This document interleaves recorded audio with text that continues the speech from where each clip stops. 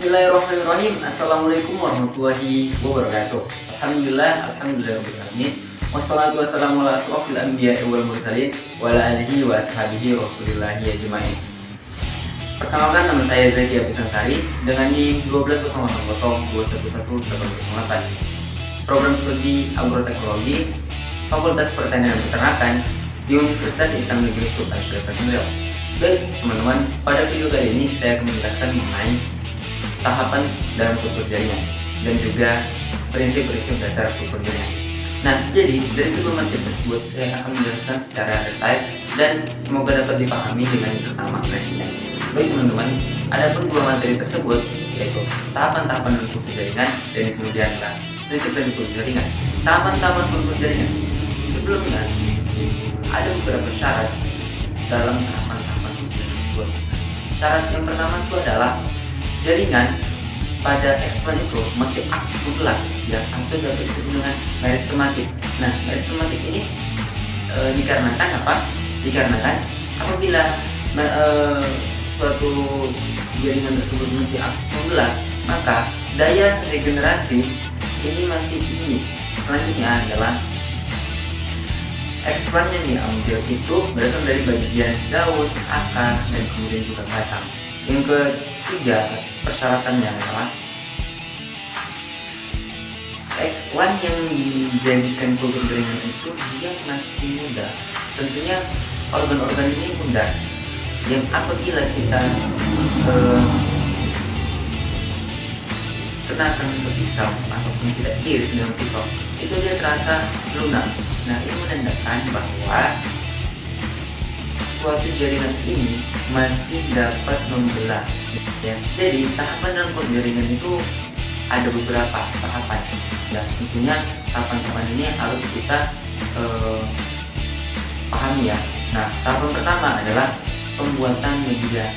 Nah, jadi dalam pembuatan media itu diperlukan beberapa bahan. Biasanya bahan ini berasal dari garam, kemudian mineral, dan juga vitamin. Nah, jadi dari media ini, media atau keseluruhan media ini terbagi dua. Jadi yang pertama itu adalah media padat dan yang kedua adalah media cair. Nah, pada media padat ya, media padat ini seperti gel ataupun agar-agar. Nah, kemudian yang media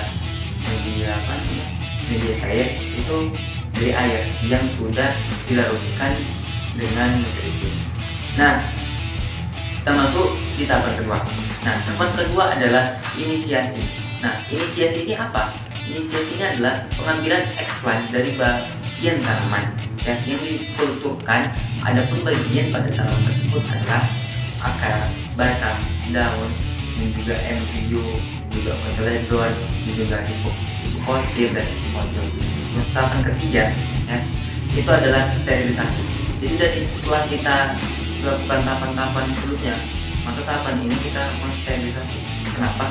Pada sterilisasi ini kita melakukan suatu kegiatan kultur yang dimana dilakukan secara steril ya, dan sterilnya ini dilakukan dengan menggunakan alat yang namanya itu inner flow.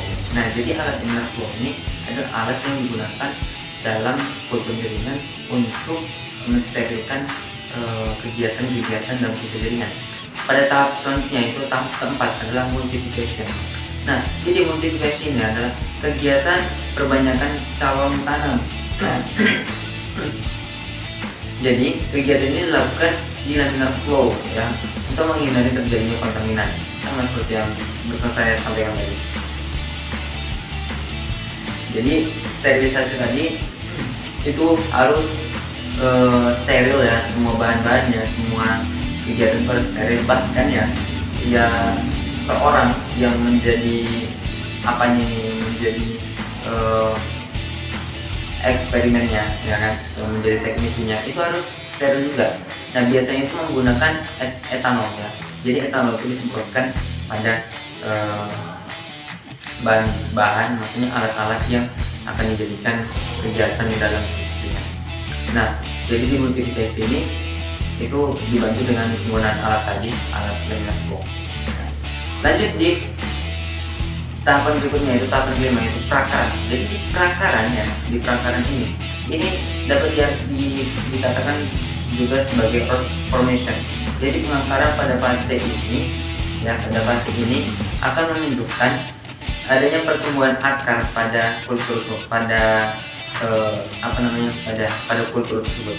Jadi kan udah dilakukan kultur jaringan, jadi kan udah dalam botol, dan nanti di dalam botol itu akan terlihat perakaran. Nah, jika terlihat perakaran itu menandakan bahwa kultur yang kita lakukan itu sudah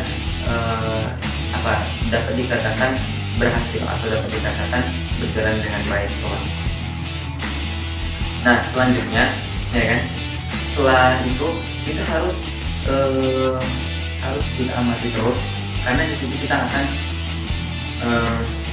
mengukur akar, dan kemudian kita dapat melihat apakah terjadi kontaminan atau tidak pada ekspon tersebut, pada kultur itu. Nah, apabila terjadi kontaminan itu biasanya akan menunjukkan gejala seperti warna putih ataupun warna biru, yaitu menunjukkan gejala adanya jamur, dan itu biasanya akan menjadi busuk. Oke, itu akan menjadi busuk. Nah, selanjutnya tahapan terakhir yaitu aklimatisasi. Nah, aklimatisasi ini adalah tahapan di mana ekspon yang tadinya sudah dikultur, yang tadinya sudah di ruangan aseptik, ini dia diangkat dan dipindahkan ke media lain, yaitu media lain di luar, di bedengan. Jadi dia dipindahkan di bedengan. Nah, ini dilakukan secara hati-hati, dan ini menggunakan sungkup. Jadi sungkup itu digunakan sebagai pemindahan dari media kultur tersebut ke bedengan. Nah, sungkup ini gunanya apa? Untuk menghindari terjadinya serangan hama luas. Baik teman-teman, setelah kita membahas mengenai tahapan-tahapan jaringan, lanjut kita membahas tentang prinsip-prinsip dasar pada kultur jaringan. Jadi prinsip-prinsipnya itu ada prinsip totipotensi, kemudian ada prinsip regenerasi akar, dan kemudian ada prinsip organogenesis dan embryogenesis, dan yang terakhir itu ada prinsip kompetensi dan determinasi. Jadi dari 4 prinsip tersebut dari 5 prinsip tersebut akan kita bahas satu-satu. Nah, baik, jadi totipotensi sel ini adalah kemampuan suatu sel untuk tumbuh menjadi tanaman baru, namun menyesuaikan kondisi lingkungan. Jadi kondisi lingkungan ini adalah yang dinamakan dengan kondisi lingkungan yang steril ataupun aseptik. Prinsip yang kedua yaitu adalah prinsip regenerasi pucuk akar. Nah, biasanya regenerasi pucuk akar ini menggunakan suatu hormon atau zat pengangkut tumbuh, yaitu auksin, giberelin, dan sitokinin dan ABA. Dan itu hormon-hormon tersebut atau zat pengangkut tumbuh tersebut akan membantu pertumbuhan dalam struktur. Nah, pada auksin ini biasanya digunakan untuk pertumbuhan akar, dan sitokinin biasanya digunakan dalam tunas. Baik, yang terakhir, maksudnya bukan yang terakhir teman-teman, yang kedua dari terakhir.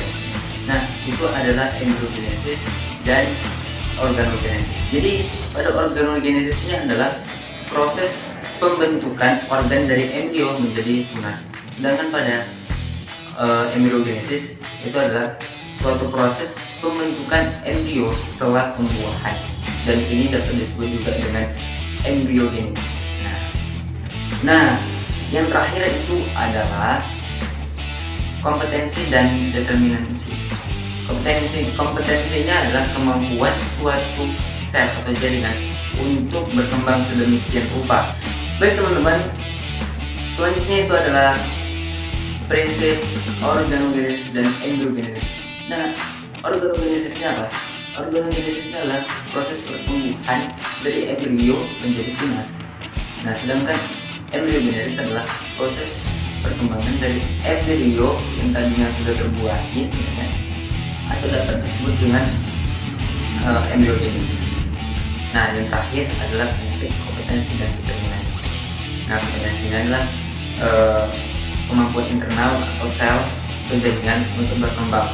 Sedangkan determinasi ini adalah sel yang berpotensi akan mengalami determinan yang akan berkembang dan dapat balik semua atau dapat disebut dengan irreversible. Nah, baik teman-teman, mungkin cukup sekian apa yang telah saya sampaikan, dan semoga apa yang telah saya sampaikan ini teman-teman dapat pahami, dan saya mohon maaf apabila dari penyampaian saya kurang berkenan dan dari penyampaian saya kurang jelas. Dan namanya jadi manusia, segala sesuatu pasti ada salah dan segala sesuatu harus dibenahi. Nah, mungkin cukup sekian video kali ini. Saya mohon maaf apabila ada kesalahan, karena Rasulullah pernah bersabda, "Kullu ibnu Adam khota'un khairu khota'in min tawwabin." Setiap anak Adam itu Quran dan melakukan suatu kesalahan, dan setiap kesalahan tersebut merupakan sebuah taubat. Karena itu maafkan saya menjawab kesalahan, dan semoga bermanfaat buat kita. Akhirul kalam, wabillahi taufiq wal hidayah. Wassalamualaikum warahmatullahi wabarakatuh.